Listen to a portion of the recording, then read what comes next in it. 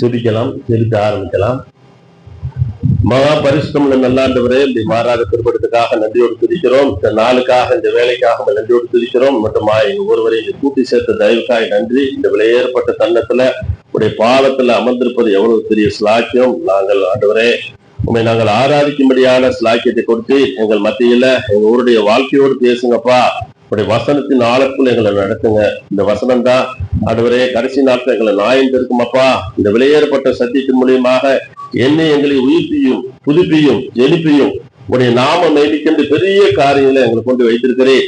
ஆண்டவரே இது எழுப்புதல் நாட்கள், கடைசி நாட்கள் இருக்கிறோம்ப்பா. ஆமாண்டவரே உடைய வருகை அது சீக்கிரமா இருக்கு. ஆனா நாங்களும் உமது சார்பாக இந்த பூமியில உமக்கு சாட்சியா வாழ்ந்து எலும்பலை திரும்ப கொடுத்து வருகிறேன். வந்திருக்கிற ஒவ்வொரு கூட பேசுங்கப்பா. வர தடைப்பட்ட மக்களை சந்தியும். இந்த நாள்ல கூட ஒரு பெரிதான கிருபை எங்கள் மத்தியில விளங்கட்டும். இயேசுவின் மூலம் கேட்கிறோம் ஜீவன் நல்ல பிதாவே, ஆமென். அன்பானவர்களே, நாம் எடுத்துக்கொண்ட இந்த 37ஆம் சங்கீதம், பொதுவா சங்கீதம் மொத்தம் 150 சங்கீதம் இருக்கு.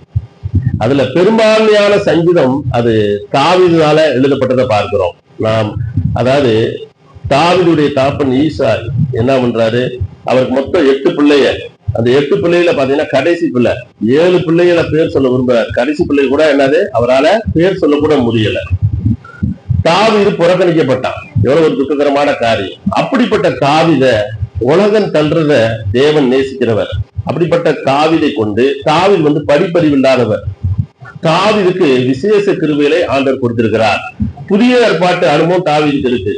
பழைய ஏற்பாட்டுல எந்த தீர்க்கதரிசிக்கும் இல்லாத பெரிய தீர்க்கதரிசி என்று சொல்லக்கூடிய எலியா, எலிசா, எசேக்கியேல் இப்படி நம்ம பார்க்கக்கூடிய தீர்க்கதரிசிக்கு இல்லாத ஒரு சிறப்பு இந்த தாவீதுக்கு இருக்கு.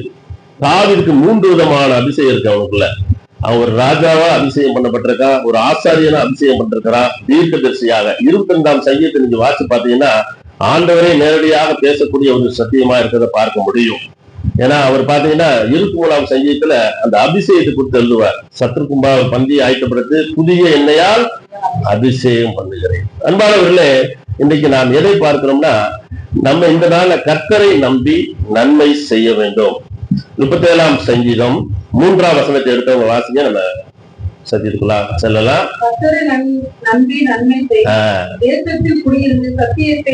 பாத்தீங்களா, கர்த்தரை நம்பி என்ன பண்ணணுமா, நன்மை செய். இந்த நாளுக்குரிய தலைப்பு என்னன்னா, கர்த்தரை நம்பி நன்மை செய்ய வேண்டும்.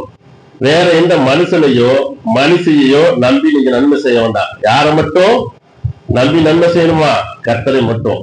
ஒருவேளை இந்த பூமியில இருக்கிற நாட்கள்ல நாம கர்த்தரை மட்டும் நம்பி நன்மை செய்வோமானா, நாம் போகக்கூடிய அந்த பரலோகத்துல பொக்கிஷங்கள் தேவன் நம்மளை இந்த சிறியனுக்கு எதை செய்தியோ அதை எனக்கே செய்யும் சொல்றார்.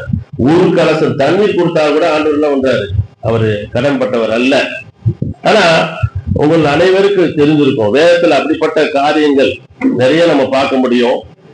இயேசு கிறிஸ்துவ நீங்க எடுத்துக்கிட்டீங்கன்னா அவர் தான் பூரணர். பழைய ஏற்பாட்டுல ஒவ்வொரு தீர்க்கதரிசியும் ஒரு குணாதிசயம் இருக்கும். முடிவு யாருன்னா இயேசுதான். இயேசுக்குள்ள எல்லா தீர்க்கதரிசியுடைய குணாதிசயங்கள் இருக்கும். நம்ம புதிய ஏற்பாட்டு உடன்படிக்கை அனுபவம் உடையவங்க நம்ம பழைய ஏற்பாடை பின்பற்றக்கூடாது. பழைய ஏற்பாட்டு வேணும், அஸ்திவாரம் வேணும், ஆனா புதிய ஏற்பாடை நாம் பின்பற்ற வேண்டும். இதனால என்ன சொல்லணும்னா, நம்ம கர்த்தரை நம்பி நன்மை செய்ய வேண்டும். அது எது வேணா இருக்கலாம், ஒரு சின்ன உதவியா இருக்கலாம். அநேக நேரத்துல நீங்க நன்மை செய்யும்போது சிலர் உங்கள்கிட்ட நன்மையை பெற்றுக்கொண்டு என்ன பண்ணுவாங்க, மறந்துடுவாங்க. நன்மையை பெற்றுக்கொண்டு உங்களுக்கு பின்னாடி குத்துவாங்க. என்னுடைய லைஃப்ல நான் நிறைய பார்த்திருக்கேன். அநேக வேலையில நன்மையை பெற்றுக்கொண்டு அது பாத்தீங்கன்னா உலக ரீதியான மக்களா இருக்கலாம், கூட பிறந்த சகோதர சகோதரிகள் அவங்களுக்கு செய்த நன்மையா இருக்கலாம், அல்லது ஆவிக்குரிய காரியத்துல நம்ம நடந்து வர்ற பாதையில அவங்க அந்த உலகத்தாரை காட்டும் ஆவிக்குரிய நடந்து வர்றவங்க நம்மள பெரிய காரியங்களை குத்தக்கூடியவங்களா இருக்கலாம். ஆனா நம்ம சோர்ந்து போக கூடாது. மனுஷன் பார்க்கிற வண்ணமாக நாம் செயல்படக்கூடாது. கர்த்தர் நம்ம ஒவ்வொருவரையும் காண்கிறார் என்பதை நாம் விசுவாசிக்க வேண்டும்.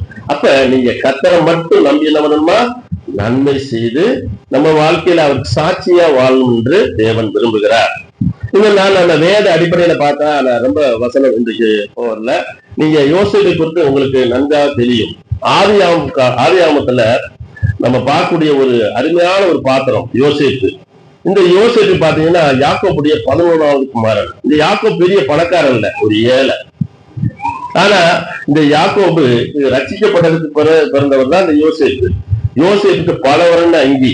இந்த யோசேப்புக்கு ஆண்டவர் விசேஷ காரியங்களை கொடுத்திருந்தார். அவருக்கு பாத்தீங்கன்னா ஒரு தரிசனங்கள், சொப்பனங்கள், அநேக காரியங்களை காணக்கூடிய அந்த கிருபை. இந்த மனசாட்சியின் காலத்துல பிரமாணம் இல்லை, மனசாட்சியின் அடிப்படையில். ஆனா அந்த யோசேப்புக்கு அவங்க அப்பா யாக்கோபு மூலியமாக தன்னுடைய தாப்பனார் ஆபிரகாம், அதுக்கு முன்பாக ஆதாம் முதல் சில காரியம் அவர் கேட்டு வளர்ந்திருக்கணும். ஏன்னா இந்த யோசேப்புடைய லைஃப் பார்க்கும்போது பாத்தீங்கன்னா அற்புதமான ஒரு லைஃப். அவருடைய லைஃப்ல பாருங்களேன், அவனுக்கு தன்னுடைய சகோதரர் அவனுக்கு பாத்தீங்கன்னா சொப்பனக்காரன். ஏன்னா சகோதரர் செய்த தவறுகளை தன்னுடைய தாப்பட்டு சொல்லிக்கிட்டு இருந்தாரு. தன்னை குறித்து தேவன் வைத்திருக்கிற ஒரு வெளிப்பாடு 2 விதமான பாக்குறாரு. அதுல பார்க்க போதுன்னா அரிக்கட்டுன்னு சொல்லுவாங்கல்ல, அது அவருடைய அரிக்கட்டு நிமிர்ந்திருக்கும், தன்னுடைய சகோதரர் மற்ற எல்லாரும் கீழே தாழ பணிந்திருக்கும்.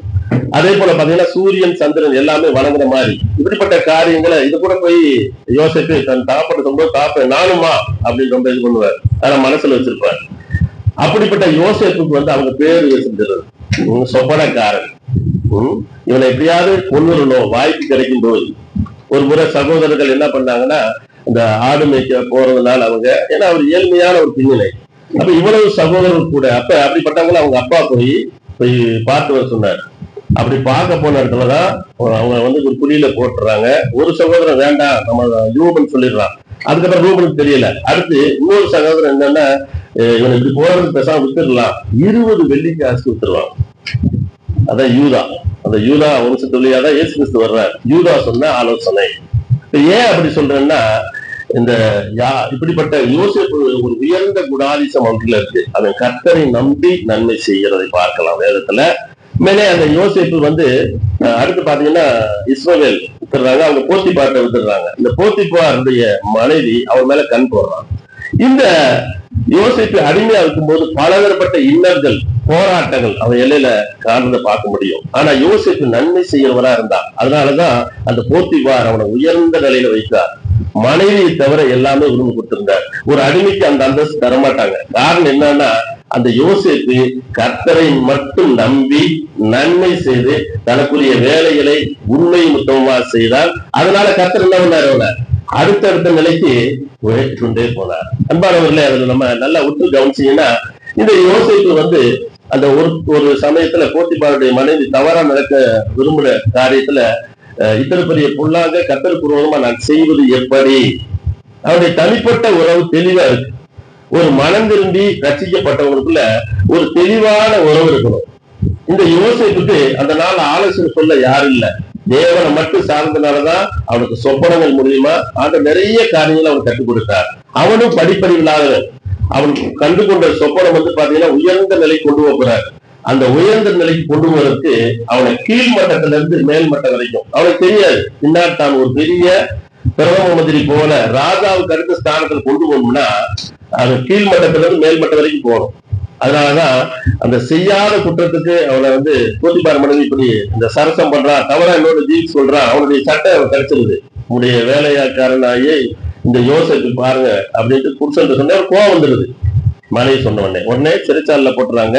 அங்க போய் சும்மா இல்ல, அவர் நன்மை செய்கிறவனா இருக்கிறார். அன்பானவர்களே, செய்யாத குற்றம். அப்ப யோசேப்பு புலம்புல, என்னாண்டவரே நான் என்ன தப்பு பண்ணேன், பாவத்துக்கு விலகி ஒண்ணுன்னு கேட்கல. அங்க போட்டிருக்கோம், யோசேப்போடு கர்த்தர் கூட இருந்தார். அப்ப யோசேப்பு பார்க்கும்போது அங்க கர்த்தரை நம்பி நன்மை செஞ்சுக்கிட்டே இருக்கு. அங்க இருக்கிறவங்க சரியாக அவங்களை விசாரிச்சு அவங்களுக்கு வரக்கூடிய சொப்பனத்துக்கு சரியான அர்த்தத்தை பெற்று அவங்களுக்கு வழி நடத்துறான். ஒரு முறை பான பாத்திரக்காரன் சுயம்பாயி, அவங்க 2 பேருக்குள்ள ராஜாவுடைய குத்தமாக சிறைச்சாலை வந்துடுறாங்க. சுயம்பாயி 3 நாள் மறிச்சு போயிடுறான். இந்த பான பாத்திரக்காரன் அடுத்து ராஜாவுடைய ஸ்தானத்துல மீண்டும் ஒரு பான பாத்திரக்காரன்னா ஃபர்ஸ்ட் ராஜா ஒரு ஜூஸ் சாப்பிடறான்னு வச்சுக்குவோம், ஒரு கிரேப் ஜூஸ் சாப்பிடறாருன்னா அவன் தான் ஃபர்ஸ்ட் டேஸ்ட் பண்ணணும். புரியுதா? அப்படிப்பட்ட ஒரு உயர்ந்த நிலை அவனுக்கு ஆண்டவர் என்ன, அந்த யோசேப்பு இந்த சொப்பனத்தை காரியங்களை சொல்லி விடுவிப்பார். ஆனா அந்த யோசேப்பு சொல்லுவார், அந்த நேரம் ஒரு மனுஷியை அவருக்குள்ள வரும். பொதுவா மனுஷனுக்கு பலவீனம் இருக்கும். ஒரு செய்யாத குற்றம், நீண்ட நாட்களாக பிரச்சனை, போராட்டம் வரும்போது நம்ம நன்மை செஞ்சிருந்தாலும் ஒரு இனப்பெரியாத என்ன வரும், சோர்வு உண்டாகும். அந்த சோர்வு யாருக்கு இருந்துச்சுன்னா, இந்த யோசேப்பு இருந்துச்சு. அதனாலதான் யோசேப்பு போய் இந்த பானபாத்திரங்கள்ட்ட சொல்றாரு, என்னை நீ நான் ஒரு தப்பும் பண்ணல, ராஜாவிட்ட போய் இந்த காரியத்தை கொடுத்து என்ன பண்ணணும், நீ என்ன பண்ணலாம் சொல்லு. ஒருவேளை அந்த யோசேப்பை கொடுத்த காரியங்களை அந்த பானபாத்திரம் சொல்லியிருந்தாருன்னா அங்கேயே ஏதாவது ஒரு வேலை போட்டு கொடுத்திருப்பாரு. ஆனா ஆண்டவருடைய சொப்பனத்துல கொடுக்கக்கூடிய இந்த உயர்வான நிலை எது?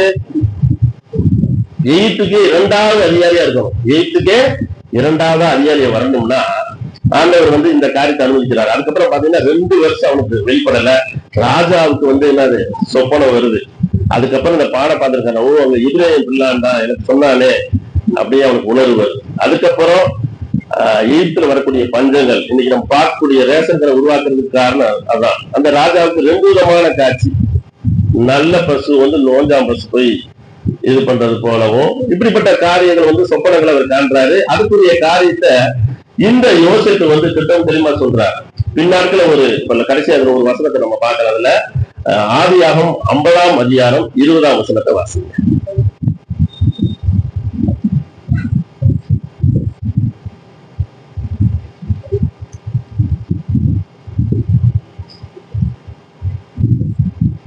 ஜெனிசியஸ் 50:20. நீங்கள் எனக்கு தீமை செய்ய நினைத்தீர்கள், தேவனோ இப்பொழுது நடந்து வருகிறபடியே வெகு ஜனங்களை உயிரோடே காக்கும்படிக்கு நன்மையாக, அவங்க தீமையா செஞ்ச காரியம் நன்மை. காரணம் யோசேப்பு நன்மை செய்யறதுல சோர்ந்து போகல. அது ஒவ்வொரு காரியத்தை செய்யும் போது கர்த்தரை நம்பிதான் நன்மை செய்யணும். நீங்களும் நானும் அந்த மனுஷனை நம்பி இந்த மனுஷனை நம்பி அல்ல, கர்த்தரை மட்டும் நம்பி நாம் நன்மை செய்ய கற்றுக்கொண்டு சொல்லி வேதம் சொல்லுகிறது. வேத அடிப்படையில பார்க்கணும், வேதம் என்ன சொல்லுது அப்படிங்கிறது நம்ம முக்கியமா நம்ம கண்ணும் கருத்துமா நாம் கவனிப்போமானா நம்ம அவரோடு கூட வளரலாம். இந்த யோசேப்பு அதனாலதான் இன்னைக்கு பேசப்படுறார். இன்னைக்கு ரேஷன் கடையை நினைக்கிறோம்னா அந்த யோசேப்பு அவர் செய்த நன்மை. ஏன்னா இந்நாட்கள் அவர் கரெக்டா அந்த மக்கள்கிட்ட இருந்து அந்த உற்பத்தி ஆகக்கூடிய நெல்மணிகளா இருக்கட்டும் எல்லாத்தையும் அவர் சேமிச்சு வச்சதுனால அங்க இருக்கிற விவசாயிகளுக்கு, அங்க இருக்கிற மக்களுக்கு வாங்கி கொடுத்து அவங்கள காப்பாத்தினார். பின்னாட்கள் அவர் கண்ட தரிசனம்லாம் அப்படி நிறைவேறுது. தன்னுடைய தகப்பன் எல்லாரும் அண்டி வர்றதை பார்த்தோம். அன்பானவர்களே, அப்படிப்பட்ட சூழ்நிலை தான் இந்த யோசேப்புக்கு ஒரு உயர்வை கட்டளையிட்டார். அப்ப நம்ம நன்மை செய்யறதுல சோர்ந்து போக கூடாது. நன்மை செஞ்சுக்கிட்டே இருக்கும், அது நம்ம பழகணும். என்னுடைய லைஃப்லயும் கூட ஆண்டவர் எவ்வளவு கிருபை கொடுத்தார். கூடுமான மட்டும் நீ உனக்கு என்ன இருக்கோ அதை வச்சு என்ன பண்ணணும், நன்மை செய்ய பழகி கொள்ளணும். பெரிய தொகை இல்ல, ஒருவேளை சிறு தொகை கொடுத்து நன்மை செய்யலாம். அல்லது ஏதாவது சில காரியங்களை கொடுத்து உங்களுக்கு இருக்கிற ஒரு ரெண்டு சட்டம் இருக்குன்னு வச்சுக்கிடுவோம். அதனால சொன்னார், ஒன்ன மக்களுக்கு கொடுத்துருங்க. ஏதாவது ஒரு காரியம் நம்ம நன்மை செய்ய பழக வேண்டும். ஏன்னா இந்த அநித்தியமான உலக பொருளை கொண்டு நன்மை செய்து அவங்களை தேவனே வழிநடத்தணும். ஏன்னா சிலர்லாம் நிர்பந்தமான அவசியமான சூழ்நிலை இருப்பாங்க. அப்படிப்பட்ட மக்களுக்கு நம்ம நன்மை செய்ய மறக்க கூடாது. கம்பம் பகுதியில ஒரு வயது முதிர்ந்தவர், நல்ல வசதியா இருந்தவர். அப்ப நம்ம மத்தியில இருக்கிற டேனி அவர் என்ன பண்ணுவாரு, தினேஷ் டேனியல் அங்க இருக்கிறவருக்கு வரும்போது அவர் டீ வாங்கி கொடுக்க, அவர் வந்தவர்களுக்கு தன்னால எந்த அளவுக்கு நடக்க அவர் நாங்கள் நடத்தணும். நல்லா ஆண்டவர் ஜெபிக்க வச்சார், அவரோடு இடைப்படப்பட்டார். ஒரு குறிப்பிட்ட நாள் வந்தது, அவர் பாவங்களை அறிக்கை செய்துட்டோம், நல்ல பணக்கார், வாழ்க்கை இழந்து போயிட்டார். ஆனா அவரை பாருங்க, இயேசு இந்த நாள்ல அந்த மகனை கொண்டு அவரோடு பேசி தன்னால எந்தவருக்கு உதவி செஞ்சுட்டு வந்தான். இப்ப பார்த்தா அவர் மறுத்தார். கண்டிப்பா அவர் எங்க இருப்பார், பரலோக ராஜ்யத்துல இருப்பார். அடுத்ததாக இன்னொரு சகோதரன் நாகராஜன் சொல்லிட்டு பெரிய பணக்காரன், ஒரு போட்டாக்காரன் வச்சிருக்கிறான், பெரிய பணக்காரன். அவருடைய மனைவி இல்ல. குடும்பத்துல பார்க்கும்போது எனக்கெல்லாம் இல்ல, பக்கத்து கடை தான். அந்த பக்கத்து கடையில எனக்கெல்லாம் பார்க்காம அந்த சகோதரன் படுற பாதனை அவரு குடிக்காரங்க இருந்ததுனால அவருக்கு கிட்னி போயிடுச்சு. அவ்வளவுதான், கைவிடப்பட்ட ஒரு சூழல். அப்படிப்பட்ட அந்த சகோதரன் லைஃப்ல உண்மையிலே அவர் தன் வாழ்க்கையில பாத்தீங்கன்னா பெரிய இன்னலான ஒரு சூழல் தான். அதாவது அவங்க மகள் இறந்து போயிட்டாங்க, மயம் குடியார, பெரிய சொத்து இருக்கு, வயல் இருக்கு, இருந்து எல்லாம் போதும். அவர் வீட்டை போய் நாங்க போய் சந்திக்கும் போது பாத்தீங்கன்னா நாய் கூட நல்லா இருக்கு, உள்ள போக முடியல, எச்சி துப்பி. அவர் பாவம், அவர் பராமரிக்க யாருமே இல்லை. உடனே இயேசு சார்பையில் ஆண்டவர் அங்க சந்திக்க செஞ்சார். அவர் மத்தியில போய் சொன்னே அவருக்கு நினைவு வந்துச்சு. என்னன்னா முதல்ல நம்ம போன்ல அறிக்கை செய்ய வச்சோம்ல, சார் வந்திருக்கிறாரு அப்படின்னு சொல்லி அறிமுகப்படுத்தினார்ல. அப்ப அவர் சொல்ல என்ன பண்ணாரு, அவர் அறிக்கை செய்ய வச்சோம். பாத்தீங்கன்னா போன மாதம் வந்து பாத்தீங்கன்னா 6வது மாதம் அவர் பண்ணோம். ஜூலை 1 கர்த்தர் அவர் எடுத்துக்கொண்டார். அல்லேலூயா. பாத்தீங்களா, நமக்கு கிடைக்கிற வாய்ப்பு ஒரு சின்ன தொகை, அந்த சின்ன தொகை கொடுக்கறதோ அல்லது அந்த ஆத்மா போய் விசாரிக்கிறது, வியாதிப்பட்டா போய் விசாரிக்கிறது, அந்த ஆத்மாவுக்கு வேண்டிய ஏதாவது ஒரு வகையில நம்ம செய்யணும். இது மாதிரி நிறைய சொல்லலாம். இன்னொரு சகோதரன் இருக்கிறாரு கண்ணன் சொல்லிட்டு, அவருக்காக ஆண்டவர் போக வச்சார். நான் நிச்சயமா நம்புறேன். அவர் மனதார அழுது ஒப்பு கொடுத்திருக்கிறார். அவருக்கு தெரிவித்து கொண்டிருக்கிறோம்.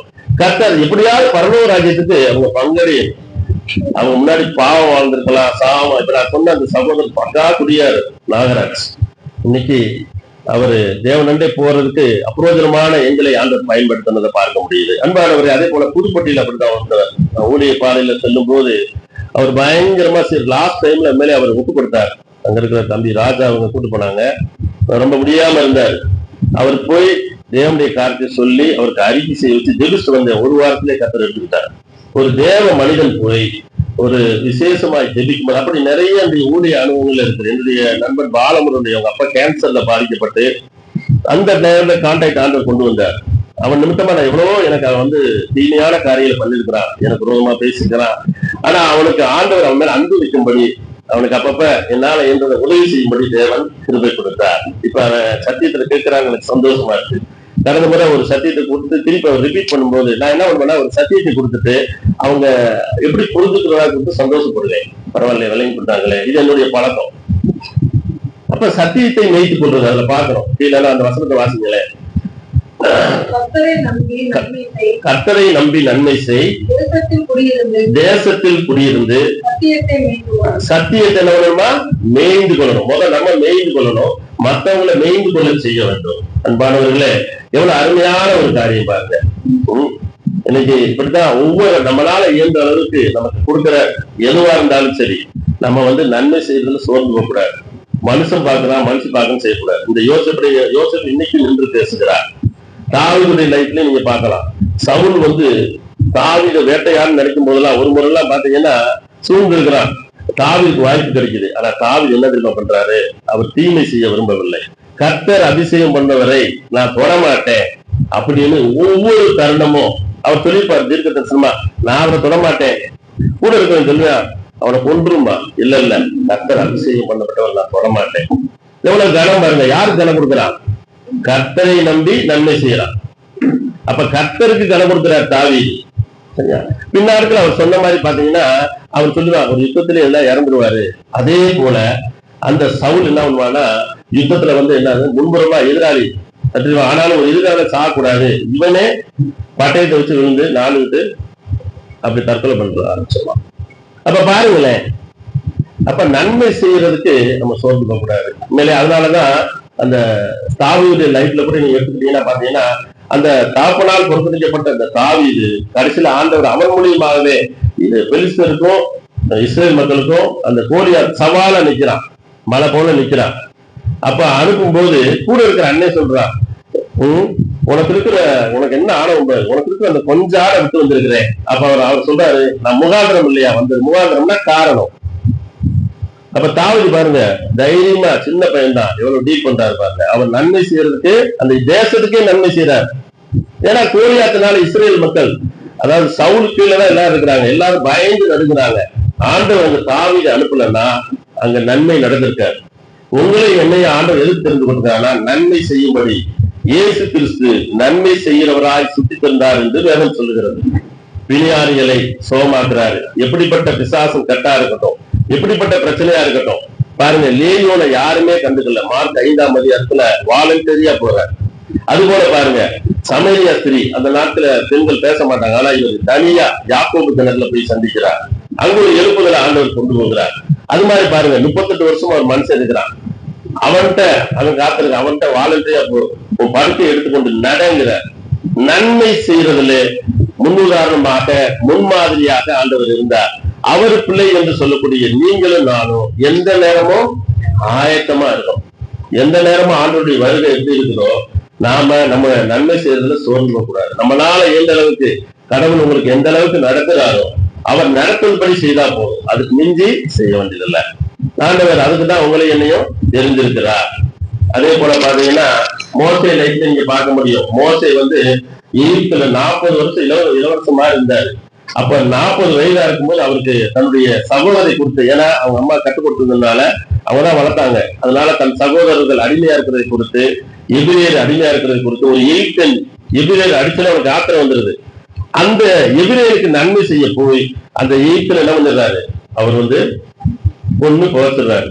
உடனே மறுநாள் அதே எபிரேயரும் இன்னொரு எபிரேயர் சண்டை போடுறாங்க. ஏய், நேற்று அந்த எகிப்தியனை வெட்டி கொண்டது போல என்ன கொள்றையா? அவனுக்கு நன்மை செய்ய வந்தவன இப்படி சொன்னே என்னது ஓடிடுறாரு. யாரு? மோசே. அப்போயும் பாருங்க, அங்க போய் அந்த மீதியான ஆசாரியர் 7 பிள்ளைங்க இருக்கிறாங்க. அவங்க ஆடு கொண்டு வர்றாங்க. அந்த கிணத்துல பாத்தீங்கன்னா அங்க இருக்கிற மேய்ப்பர்கள் தண்ணிக்கு சண்டை போடுறாங்க. இவர் போய் அரட்டி தண்ணி வார்த்தோன்னே உடனே அவங்களோட மூத்த பொண்ணை வந்து அந்த இந்த நன்மை செய்த நிமித்தமாக மோசைக்கு வந்து மூத்த மாலை கொடுத்துடுறாங்க. எக்ஸேம் அவரெல்லாம் பிறக்கிறாரு அதுல.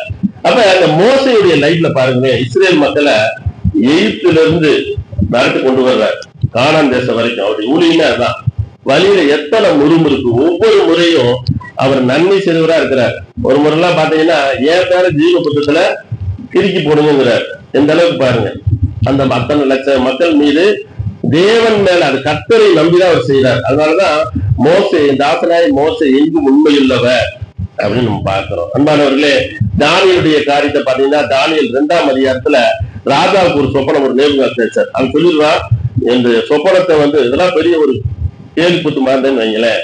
ராஜா சொப்பனம் வந்தா ராஜா தான் சொல்லணும். ஆனா அந்த ராஜா முரண்டு பிடிச்சுவேன், எனக்குரிய சொப்பனத்தை நீ சொல்லி அதுக்குரிய நீங்க அந்த சொப்பனத்தை மீண்டும் கண்டு எனக்கு சொல்லணும்பாங்க.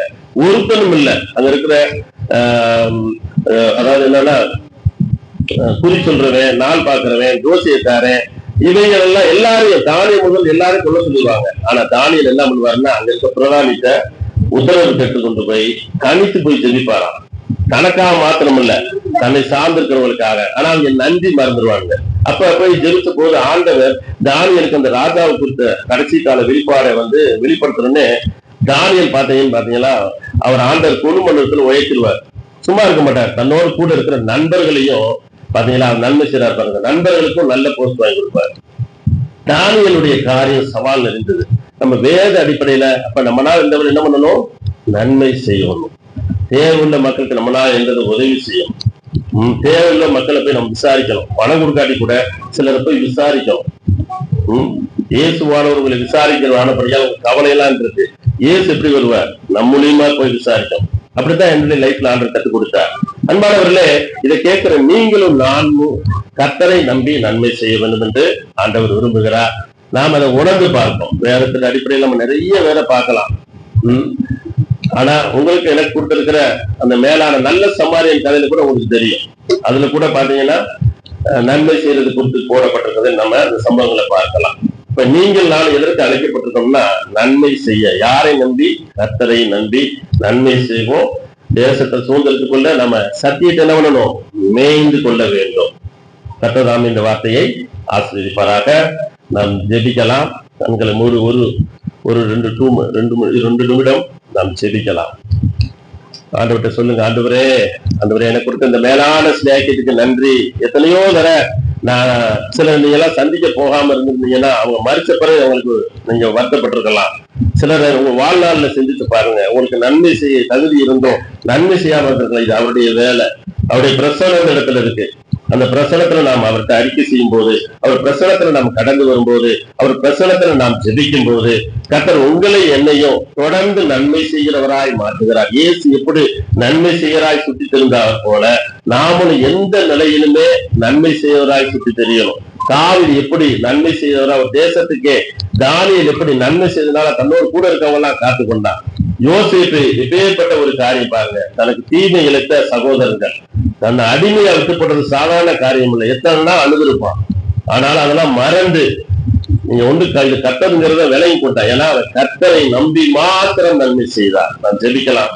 ஆண்டவர் உங்களுக்கு எனக்கு எவ்வளவு வாய்ப்புகளை கொடுத்திருக்கிறார். ஆண்டவரே, இதனால கூட நாங்க ஜெபிக்கிறோம். அப்பா ஆண்டவரே, எத்தனையோ தருணங்கள்ல நாங்க சிலருக்கு நன்மை செய்யாம அவங்க கடந்து போயிருக்கலாம். எங்களை மன்னியும். நன்மை செய்ய வாய்ப்பு இருந்தோம் ஆண்டவரே. சிலர்லாம் பண உதவி கேட்கலாம், பணம் இருந்துட்டு இல்லைன்னு கூட சொல்லியிருப்போம். ஆமா ஆண்டவரே, வேதம் சொல்லுது நன்மை செய்தது சோர்ந்து போக கூடாதுன்னு சொல்லுதுப்பா. ஆண்டவரே, நாங்கள் அதை உணர்ந்தவர்களாய் உடைய வசனமானது எங்களை உயிர்ப்பிக்கட்டும் அப்பா, புதுப்பிக்கட்டும் அப்பா. இனிவரும் நாட்கள்ல உடைய வசனத்தின்படி நாங்க வாழ எங்களை அர்ப்பணிக்கிறோம். ஆண்டவரே, நாங்க உண்மை மாத்திரம் நம்பி நன்மை செய்ய கிருபையை தாரும். உடைய வருகை அதி சீக்கிரமா இருக்கு. இந்த பூமியில ஒண்ணும் கொண்டு வரல, எனக்கு எடுத்துக்கொண்டு போக மாட்டோம். இருக்கிறத வைத்து மற்றவர்களுக்கு நன்மை செய்யும்படி, மற்றவர் வாழ்க்கையில அவங்க படுகிற மகிழ்ச்சியை, சந்தோஷத்தை கண்டு தேவனை துதிக்கும்படி அப்படிப்பட்ட ஸ்லாக்கியத்தை கொடுங்கப்பா. எங்களால இயன்ற மட்டும் உண்மை நாங்கள் மகிமைப்படுத்தணும். எங்களுக்கு கொடுத்த இந்த மேலான ஸ்லாக்கியத்துக்காக, வாக்கியத்துக்காக, அந்த நல்ல வாய்ப்பு கொடுத்தீங்க. உங்களுடைய சமூகத்துல நாங்க நன்மை செய்ய கற்றுக்கொள்ளணும். உண்மை நம்பி நன்மை செய்யணும் இப்ப கற்றுக் கொடுத்தீங்கப்பா. உங்களுக்கு நன்றி செலுத்துக்கிறேன். வந்து வார்த்தை கேட்ட ஒவ்வொரு மத்தியில நீங்க இடைப்படுங்க. ஒவ்வொரு வாழ்க்கையில் தொடர்ச்சியான நம்முடைய கிருபையை தான் நம்முடைய வசனம் விஞ்ஞானம் இருக்கட்டும். நாங்க ஆண்டவரே அநேகருக்கு கொடுக்கிற கையா எங்களை மாற்றுங்கப்பா. அநேகருக்கு வந்து பெற்றுக் கொள்கிறவரா இருக்கிறோம். எவ்வளவு பெற்றிருக்கிறோம் மட்ட. ஏன்னா நம்முடைய இப்பெல்லாம் அந்தி கிறிஸ்துவ நாட்கள் இருக்கிறோம் சுவாமி. வந்து எல்லா தொகையும் எடுத்துக்கிடுவான். ஒரு 5 கோடி 6 கோடி வச்சிரும்னா அவன் வந்துட்டானா எல்லாம் எடுத்துக்கிடுவான் சுவாமி. ஆமாண்டவரே, அது சீக்கிரத்துல இப்ப ஏஐ டெக்னாலஜியே வந்துருச்சு. ஒரு பாடல் வரியை எடுத்து கொடுத்தா அதுவே மியூசிக் போட்டு எல்லாம் பண்ணிடுது. இனி வரும் நாட்டுல ஒரு டாக்டரா இருக்கானா அதுவே ட்ரீட்மெண்ட் பார்க்க இது வருவே ஸ்கூல் அப்படி போயிட்டு இருக்க வேலையில நாங்க அறியாமல் இருக்க வேண்டாம். உண்மை அறிந்த நாங்கள் உண்மை நம்பி நன்மை செய்ய ஒருவருக்கு வேண்டிய கிருபையும் பலனை தார். இயேசுவில கேட்கிறோம் நல்ல பிதாவே, ஆமென். ஆத்மாவே கர்த்தரை ஸ்தோத்திரி, என் முழுவதுமே அவருடைய பரிசுநாமத்தை ஸ்தோத்திரி. என் ஆத்மாவே கர்த்தரை ஸ்தோத்திரி, அவர் செய்த சகல வாரங்களை மறவாதே. ஆமென். ஆசீர்வாதம். கர்த்தராகிய இயேசு கிறிஸ்துவின் கிருபையும் பிதாவின் அன்பும் பரிசுத்தாய் அநியைக்கும் நம் ஒவ்வொரு கூட இருந்து இதனால கேட்ட வார்த்தையின்படி கர்த்தரை நம்பி நன்மை செய்து நாம் தேசத்திலே நாம் சுதந்திரத்துக் கொள்ளக்கூடிய கிருபையை மேய்த்துக் கொள்ளக்கூடிய கிருபையை கர்த்தர் தந்து வழிநடத்துவாராக. ஆமென்.